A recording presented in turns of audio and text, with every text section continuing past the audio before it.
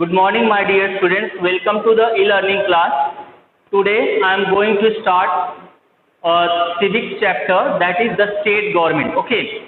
Above all, I will teach you how the state government function, how it is formed, and why it is formed. मतलब कि हम state government के बारे में पढ़ेंगे, ठीक है, उनका फंक्शन क्या, उनका काम क्या, कैसे बनाया जाता है, क्यों बनाया जाता है, ठीक है, और स्टेट गवर्नमेंट कहाँ पे होता है, कैसे होता है, हमारे इंडिया में किस तरह की गवर्नमेंट चलती है, ठीक है। जैसे कि हम एक बात करें तो इंडिया एक लोकतांत्रिक देश है। या लोकतांत्रिक का मतलब क्या होता है? It's a democratic country, it's a democratic country, ठीक है। तो यहाँ पे डेमोक्रेसी का मतलब क्या होता है? यहाँ पे लोग क्या करते हैं, अपने लीडर को क्या करते हैं, चुनते हैं, जो हमारी बातों को क्या करेगा, रखेगा, हमारी समस्याओं को समझेगा, ठीक है। तो ये है, तो आज हम यही पढ़ेंगे, मतलब कि स्टेट गवर्नमेंट के बारे में कि कैसे फॉर्म होता है, उसके बाद क्या होता है कि उनको इलेक्ट कैसे करते हो, उनका क्वालिफिकेशंस क्या होता है कि एक स्टेट गवर्नमेंट मतलब एक एमएलए को या फिर एक सीएम को कैसे चुना जाता है, उनका क्राइटेरिया क्या होना चाहिए, ठीक है। तो सबसे पहले जो हम स्टार्टिंग करेंगे, जो हम उनके बारे में बताएंगे स्टेट गवर्नमेंट के बारे में, उनको ये बताएंगे कि हमारे इंडिया में गवर्नमेंट का जो सिस्टम है मतलब 3 लेवल पे काम करता है। कितने लेवल पे? 3 लेवल पे। सबसे पहले विलेज लेवल, फिर स्टेट लेवल, फिर सेंट्रल लेवल, ठीक है। अलग अलग क्या होता है कि बिल्स के अकॉर्डिंग या फिर लिस्ट के अकॉर्डिंग क्या करते हैं, यहाँ पे पावर्स को क्या किया गया है, डिवाइड किया गया है। एक तरह से एक वर्ड में बोलते हैं कि फेडरल सिस्टम। फेडरल सिस्टम का मतलब क्या होता है? सबके पावर्स क्या क्या हैं, बटे हैं। स्टेट गवर्नमेंट अपना काम करता है, सेंट्रल गवर्नमेंट अपना काम करता है, एकदम म्यूचुअल रिलेशन की तरह, ठीक है। मतलब एक आपसी संबंध को लेकर मतलब क्या करते हैं, दोनों अपना अपना काम करते हैं, ठीक है। अब जैसे हम एग्जांपल बता दें, अब जो रेलवेज है, ठीक है, तो रेलवे में क्या करते हैं, सिर्फ सेंट्रल गवर्नमेंट क्या करती है, उस चीज पे रूल्स इम्पोज करती है, ठीक है, मतलब सारे कानून बनाती है। अब जैसे हमारे यहाँ रोडवेज है, तो रोडवेज की जो बसेज हैं तो क्या करते हैं, मतलब जो स्टेट गवर्नमेंट है उससे क्या करती है, रूल्स को बनाती है, ठीक है। तो अब यहाँ बात कर रहे हैं फेडरल सिस्टम, समझ में आ गया कि मतलब कि जो जो लिस्ट है, मतलब कि कुछ सेंट्रल गवर्नमेंट, कुछ स्टेट लिस्ट, स्टेट में क्या करें, मतलब कि एक म्यूचुअल रिलेशन से दोनों क्या करते हैं, आपसी संबंध से अपना काम करते हैं। And above all they look for the benefit of the people, मतलब कि जो हमारी जो आम जनता है, जो कि उन्हीं के हितों के बारे में वो सोचते हैं, ठीक है। तो यहाँ पे जो मतलब कि जो पब्लिक है वो अपने बीच के एक नेता को, एक लीडर को चुनते हैं, मतलब कि हर एक कंस्टिट्यूएंसी से अब इतने सारे लोग हैं, तो इतने लोगों को मतलब कि अब एक सिंगल पर्सन सबको नहीं देख सकता, इसीलिए क्या करते हैं को क्या किया गया है कि मतलब अलग अलग स्टेट्स में क्या किया गया है, इसको डिवाइड किया गया है, ठीक है, समझ में आया। अब यहाँ बात करते हैं, जैसे कि यहाँ पे मैंने बताया कि India follows the federal system of government where country's divided to different state. यहाँ मैंने साफ साफ लिखा है, आप पढ़ सकते हो। इंडिया किस तरह गवर्नमेंट फॉर्म करती है? फेडरल। फेडरल का मतलब क्या है कि सबके आपस के मतलब की पावर बटे हुए, स्टेट गवर्नमेंट अपना काम करे, सेंट्रल अपना, और उसके बाद एक विलेज लेवल होता है जो पंचायती राज होता है, ठीक है। तो अब यहाँ हम बता रहे हैं कि अब आप जैसे कि जानते हो अभी फिलहाल की मतलब कि जो स्टेट्स हैं हमारे, फिलहाल 28 स्टेट्स हैं, 9 यूनियन टेरिटोरीज हो गए हैं फिलहाल, ठीक है। उससे पहले कितने थे? 29 स्टेट्स एंड 7 यूनियन टेरिटोरीज, ठीक है। तो अब यहाँ पे बात करें कि जो स्टेट गवर्नमेंट है, स्टेट गवर्नमेंट क्या करती है कि जैसे कि हम क्या करते हैं कि अपने बीच का एक लीडर को क्या करते हैं, हम चूज करते हैं, ठीक है। अपने बीच का एक लीडर को हम क्या करते हैं, चूज करते हैं, और उसके बाद हर स्टेट में जब इलेक्शन होता है, इलेक्शन से पहले कंस्टिट्यूएंसीज में क्या करते हैं, मतलब कि बांट दिया जाता है। मतलब कि कंस्टिट्यूएंसी का मतलब क्या होता है, सीट्स के अकॉर्डिंग बांटा जाता है, और वो सीट्स होता क्या है, किस बेसिस पे बांटते हैं, on the basis of population. जैसे जहाँ की आबादी उसके अकॉर्डिंग क्या करते हैं, वहाँ पे कंस्टिट्यूएंसी को डिवाइड कर दिया जाता है, ठीक है। तो अब जब वहाँ पे कंस्टिट्यूएंसीज को डिवाइड करने के बाद वहाँ पे क्या करते हैं, इलेक्शन को कंटेस्ट कराया जाता है। और एक बात और बता दूं आपको, हमारे इंडिया में क्या होता है, एक मल्टी पार्टी सिस्टम है।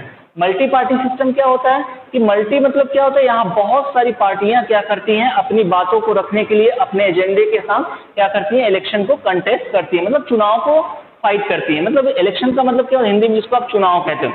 अब यहाँ पे क्या होता है, हर 5 साल के बाद, आफ्टर एवरी 5 ईयर्स क्या होते हैं, इलेक्शंस होते हैं। अब इलेक्शंस में क्या होता है, जब इलेक्शन आता है तो हम लोग क्या करते हैं, हर गवर्नमेंट का रिपोर्ट कार्ड के जैसा देखते हैं, उन्होंने हमारे लिए कैसा काम किया है, ठीक है, ये होता है। जैसे आप सब लोग देखते हो इलेक्शंस आते हैं तो क्या करते हैं, हर पॉलिटिकल पार्टी अपना एडवर्टाइजमेंट करती है, अपनी बातों को लोगों तक पहुंचाती है कि लोग पब्लिक उनको समझे, उन पर ट्रस्ट करे और उसके बाद क्या करे, उनको चुनाव में जिताए और वो पावर में आए। ठीक है, वो अपनी बातों को रखते हैं कि मतलब वो बोलते हैं कि हाँ हम ये करेंगे, हमारे जीतने के बाद हमारे ये व्यूज हैं, हमारे नजरिए हैं कि हम ऐसा ऐसा काम हमारे जीतने के बाद होगा। ठीक है, तो हम जो मतलब जो स्टेट लेजिस्लेचर होता है कि मतलब यहाँ 3 ऑर्गन पे काम करते हैं, the legislature, the executive and the judicial. Legislature क्या होता है, लेजिस्लेचर मतलब विधानसभा में क्या करते हैं कि मतलब कि जो एमएलए होते हैं हर एरिया से, हर कंस्टिट्यूएंसी से क्या करते हैं, जीत कर जाते हैं। हम क्या करते हैं कि चाहे मतलब यहाँ पे जैसे मैंने बताया, हम एक मल्टी पार्टी सिस्टम क्या होता है कि जैसे यहाँ पे एक ही जगह मतलब कि बीजेपी भी कंटेस्ट करेगा, कांग्रेस भी करेंगे और भी अदर पार्टीज क्या, रीजनल पार्टीज भी क्या करते हैं, इलेक्शंस को कंटेस्ट करते हैं। तो बच्चों यहाँ पे कहने का मतलब ये क्या होता है, उसमें से हम एक लीडर को चुनते हैं जो एक अच्छी इमेज का हो, जो हमारी बातों को समझेगा और हमारे बीच का हो। ठीक है, समझ में आया? तो ये होता है जो स्टेट गवर्नमेंट मतलब कि उसके बाद ये लोग जीत कर जाते हैं और वहाँ पे विधानसभा में क्या करते हैं, हमारी बातों को, हमारी समस्याओं को रखते हैं और बताते हैं। और उसके बाद क्या होता है कि वहीं पे क्या होता है, सारे लॉ, सारे नियम और कानून को बनाया। Let's go to the next topic, that is that unicameral and bicameral. ये दो एक नए वर्ड आपको मैं बताने जा रहा हूँ, नई चीजें हैं। यूनिकैमरल और बाइकैमरल क्या होते हैं? हमारे इंडिया में कुछ कुछ ऐसे स्टेट्स हैं जहाँ पे 2 लेजिस्लेटिव बॉडी है। ठीक है, 2 लेजिस्लेटिव बॉडी है, एक है विधानसभा और एक होता है विधान परिषद। ऐसे स्टेट को जहाँ पे दोनों है, विधानसभा, विधान परिषद, तो उनको क्या कहते हैं, बाइकैमरल कहते हैं। क्या कहते हैं? बाइकैमरल। और जहाँ पे सिर्फ एक ही है, ठीक है, सिर्फ विधानसभा है, उसको क्या कहते हैं, यूनिकैमरल। और अब आपको यहाँ पे डेफिनेशंस लिखा हुआ, आप पढ़ो यहाँ पे, in some states of India apart from Vidhan Sabha, there is another house of legislature called the Vidhan Parishad. States which have only one legislative body is called a unicameral. States that have both Vidhan Sabha and Vidhan Parishad are called bicameral.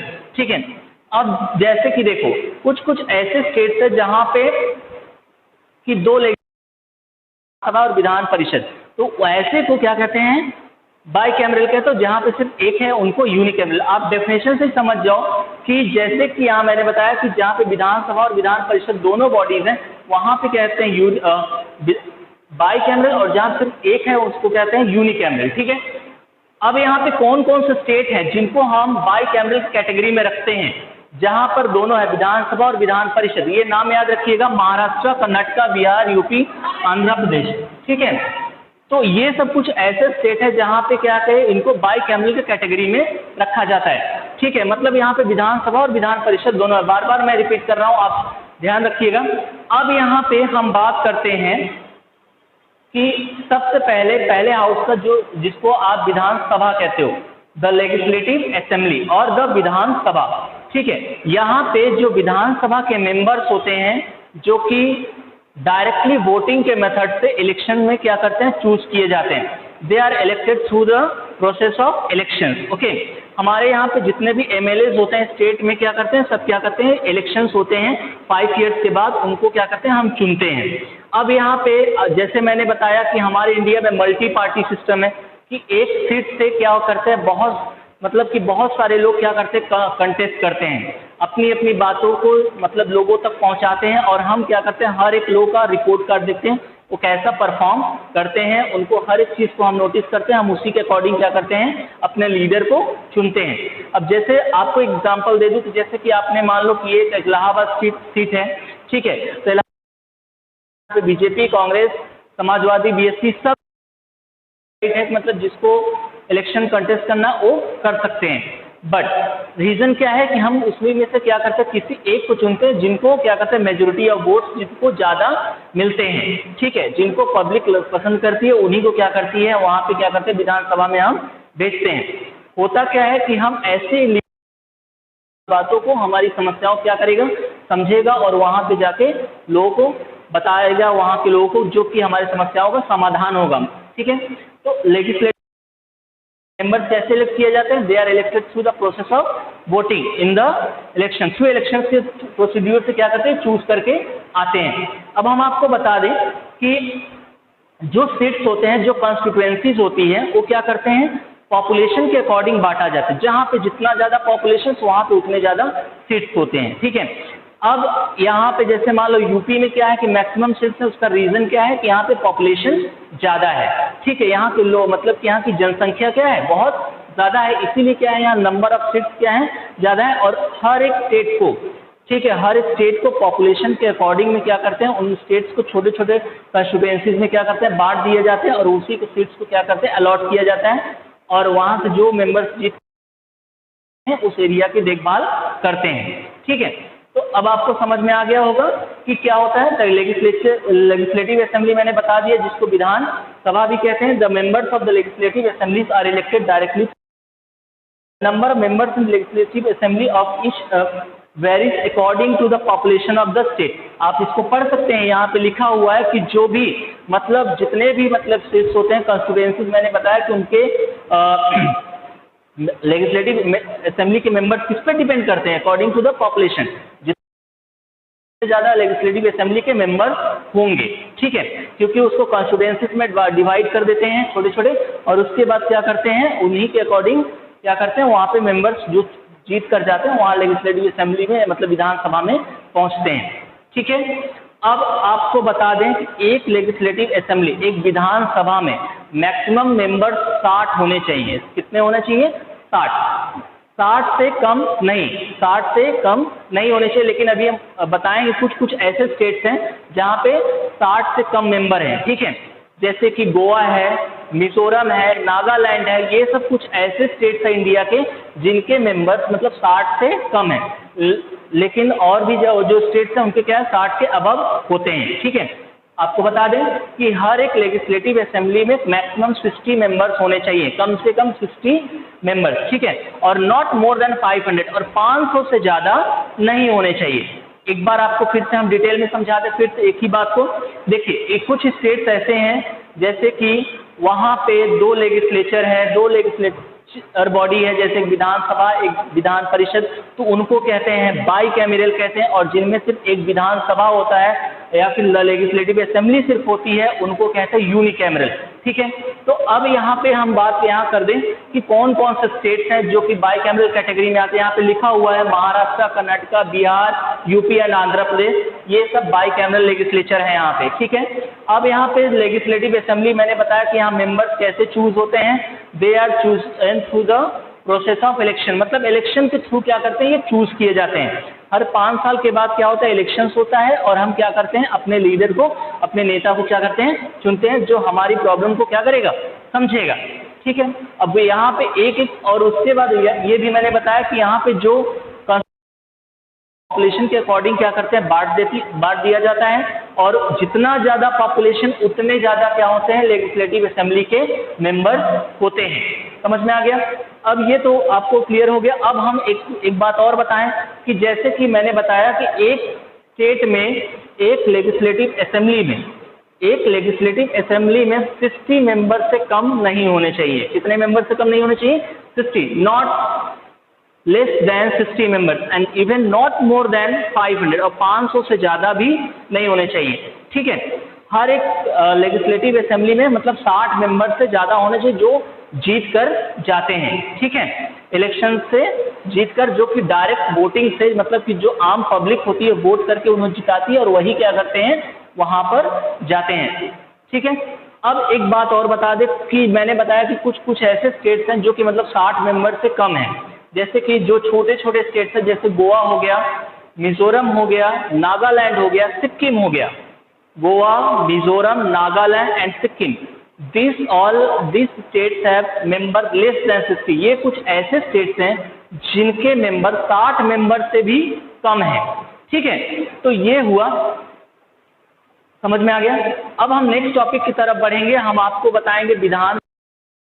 ठीक है, वहाँ पे क्या होता है, जिसको आप वहाँ के मेंबर्स को MLC कहते हैं, मेंबर ऑफ लेजिस्लेटिव काउंसिल, और जो लेजिस्लेटिव असेंबली के होते हैं member of. Now students, I am explaining it once more. मैंने बताया विधानसभा में कितने में मैक्सिमम सीट्स होने चाहिए, कितने होने चाहिए, 60, मतलब कि 60 मेंबर्स टोटल होने चाहिए। और कभी कभी क्या होता है कि मैक्सिमम 500। ठीक है, 60 से कम नहीं और 500 से ज़्यादा नहीं होना चाहिए, ठीक है।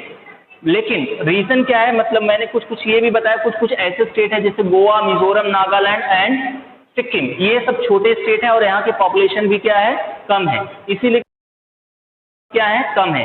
कहने का मतलब ये होता है कि जो कि कंस्टिट्यूएंसीज होता है, जो इंटायर कंस्टिट्यूएंसी को डिवाइड किया जाता है, वो पॉपुलेशन पे डिपेंड करता है। जैसे मैंने लास्ट में बताया कि it depends on the population of the state, ठीक है। हमारे कंट्री के जो सेंट्रल गवर्नमेंट का इलेक्शंस होते हैं, मतलब कि लोकसभा के, तो उसमें भी क्या होता है कि वो जो कंस्टिट्यूएंसीज डिवाइड करते हैं वो भी मतलब पॉपुलेशन पे डिपेंड करता है। जैसे मैंने बताया था कि यूपी में क्या पॉपुलेशन ज़्यादा है, तो यहाँ पे नंबर ऑफ सीट्स भी क्या है, ज़्यादा है। तो मैंने आपको बता दिया कि मैक्सिमम 60 होने चाहिए, कम से कम 60, उससे भी ज़्यादा 500 से तक होने चाहिए, ठीक है। और ये मैंने बता दिया, after election the party gaining majority from the government, जिस पार्टी को मेजोरिटी मिलती है, जिस पार्टी को बहुमत मिलता है, वही क्या करती है, गवर्नमेंट फॉर्म करती है।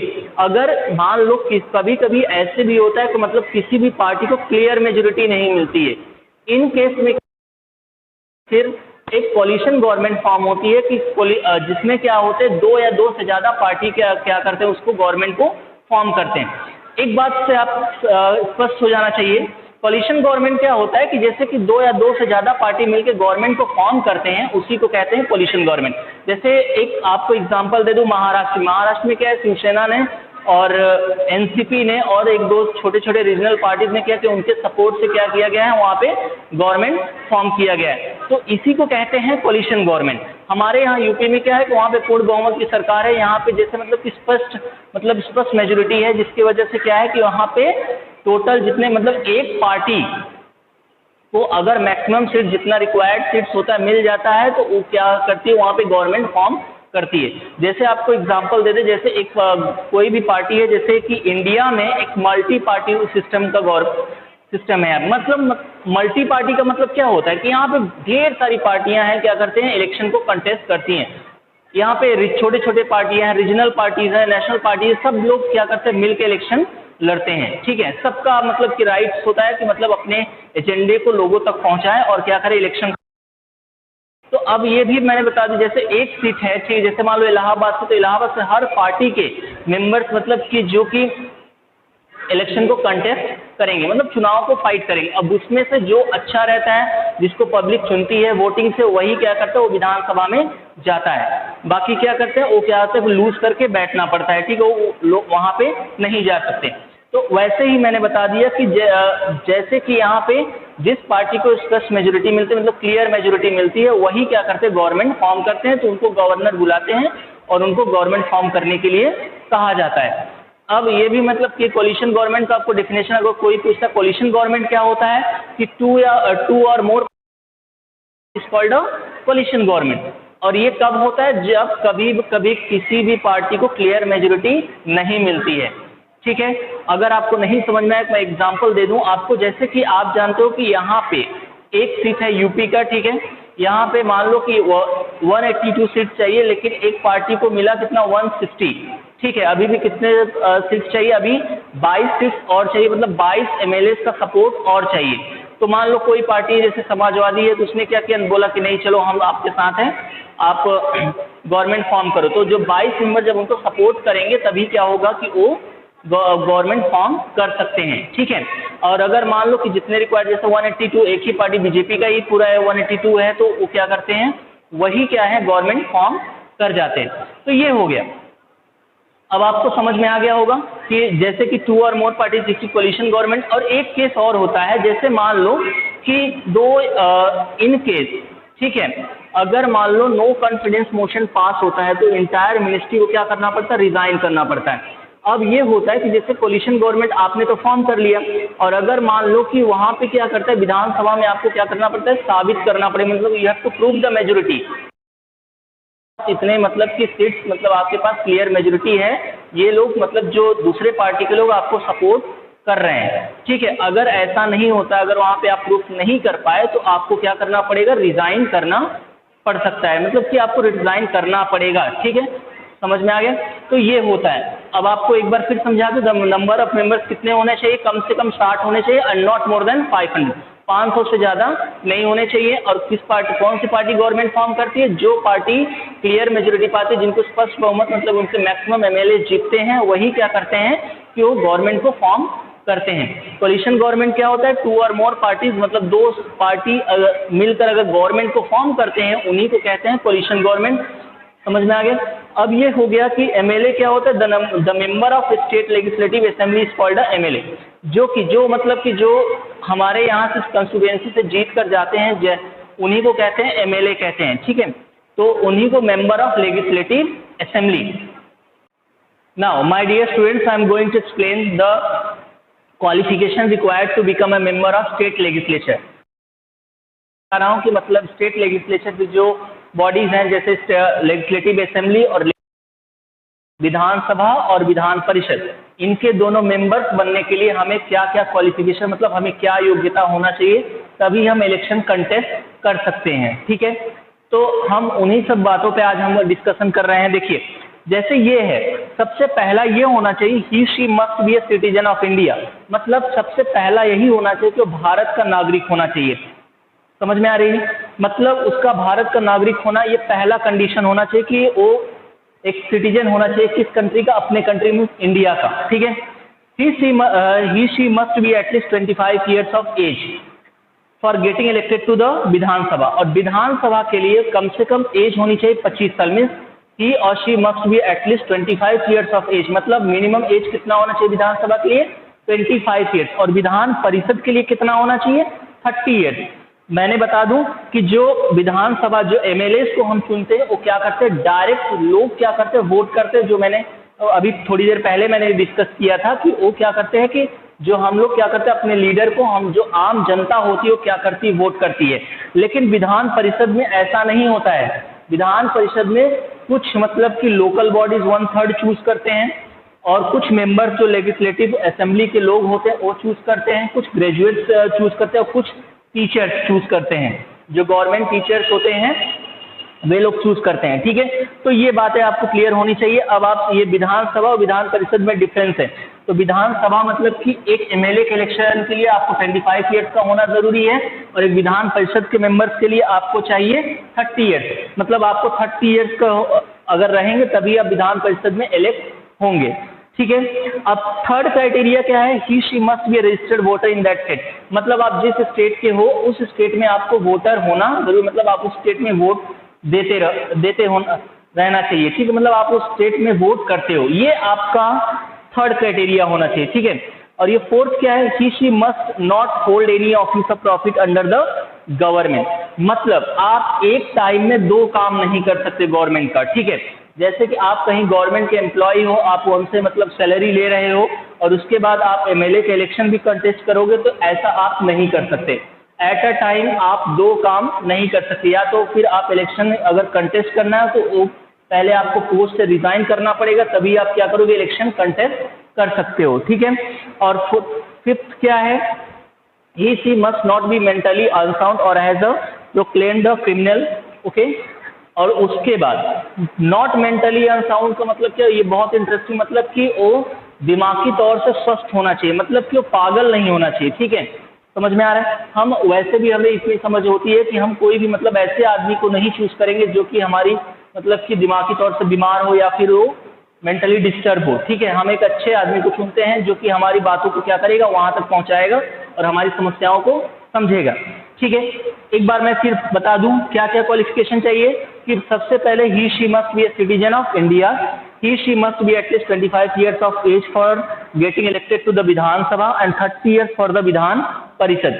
अब आप विधानसभा के लिए 25 ईयर्स होना चाहिए, विधान परिषद के लिए 30 ईयर्स। और मैंने बताया था कि जैसे इंडिया में कुछ कुछ स्टेट्स है जहां पे 2 लेजिस्लेचर हैं,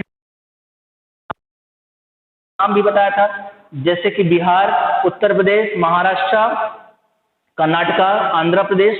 ये कुछ ऐसे स्टेट है जहां पे विधानसभा और विधान परिषद दोनों हैं, ठीक है। लेकिन बाकी जितने स्टेट में है सिर्फ विधानसभा ही है, ठीक है। तो ये बातें आपको समझ में आना चाहिए कि जो कि विधानसभा के लिए मीन्स लेजिस्लेटिव असेंबली के लिए आपकी मिनिमम एज 25 ईयर्स की होनी चाहिए, और विधान परिषद के लिए आपके 30 ईयर्स का होना अनिवार्य है। अब आपको ये भी मैं बता दूं कि आप विधान परिषद के इलेक्शन होते कैसे हैं, ये भी 1/3 लेजिस्लेटिव असेंबली के मेंबर्स चुनते हैं, कुछ लोकल बॉडी जैसे कि म्युनिसिपल कॉरपोरेशंस के लोग, पंचायत राज के लोग, और उसके बाद कुछ रिनाउंड टीचर्स चूज करते हैं और कुछ ग्रेजुएट स्टूडेंट्स चूज करते हैं। ठीक है, तो ये कुछ बातें हो गई। अब यहाँ पे जो थर्ड है, he she must be a registered voter, मतलब उस स्टेट के आपको वोटर होना भी अनिवार्य है, means you should be A voter of that state, मतलब आप उस स्टेट में आप वोट करते हो, ये भी एक रिक्वायरमेंट है। ठीक है, और fourth, he she must not hold any office of profit under a government, मतलब फोर्थ क्या होना चाहिए कि मैंने बताया कि एक साथ आप दो काम नहीं करना चाहिए। अगर आप कोई गवर्नमेंट जॉब कर रहे हो या फिर आप कोई गवर्नमेंट के पोस्ट पे हो या फिर गवर्नमेंट से आप प्रॉफिट ले रहे हो, तो आप ये एक साथ आप नहीं कर सकते, या तो आप उसको रिजाइन करो तभी आप क्या करोगे, इलेक्शन के लिए आप एलिजिबल हो, अदरवाइज नहीं।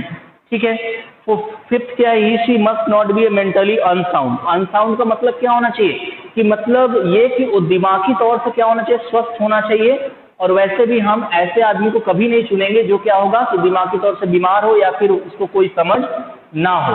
ठीक है, तो ये भी होना चाहिए कि मतलब कोई पागल जाके इलेक्शन नहीं हो सकता, मतलब वो दिमागी तौर से स्वस्थ होना जरूरी है। और एक इसी में और है कि मतलब वो प्रोक्लेम क्रिमिनल नहीं होना चाहिए, मतलब वो कोई क्रिमिनल नहीं होना चाहिए, मतलब उस पर कोई चार्जेस ना लगे हों क्राइम के। ठीक है, लेकिन अभी क्या है कि मतलब आप जैसे कि देखते हो बहुत सारे ऐसे लीडर्स हैं, मिनिस्टर्स हैं जो क्या है कि मतलब कि उतने ज़्यादा एडुकेटेड भी नहीं है, कोई 8th पास, कोई 5th पास, कोई स्कूल भी नहीं गया, वैसे लोग भी क्या किए हैं, मतलब असेंबली में बैठे हुए हैं।